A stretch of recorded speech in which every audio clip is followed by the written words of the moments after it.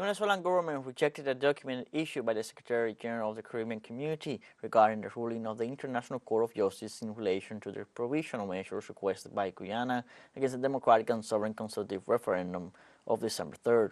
The document issued by the Venezuelan Foreign Ministry reads, "The government of the Bolivarian Republic of Venezuela categorically rejects the communiqué issued by the General Secretariat of the Caribbean Community, Caricom, regarding the ruling of the International Court of Justice in relation to the unusual provisional measures requested by the government of Guyana against a democratic and sovereign consultative referendum that will take place in our country on December 3rd, 2023. The text also states that the General Secretariat of Caricom blatantly lies and intentionally omits the fact that the International Court of Justice unanimously rejected Guyana's reckless attempt to limit the political rights of Venezuelans and prevent the holding of the popular consultation called by the National Assembly of Venezuela in accordance with international law and the only valid instrument to address the controversy, as is the Geneva Agreement of 1966. Likewise, the statement reads, "It is unusual that the government aforementioned Secretariat juggles to avoid referring to the clear call of the court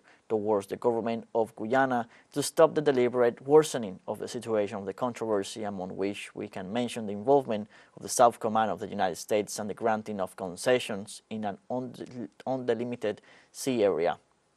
which has generated a situation of threat to peace and stability of the Caribbean region." Through the document, Venezuela reminds the Caribbean community of the unfortunate fate of erratically directed organizations, such as the Organization of American States, which, under the influence of Luis Almagro, was turned into a dysfunctional, ideologized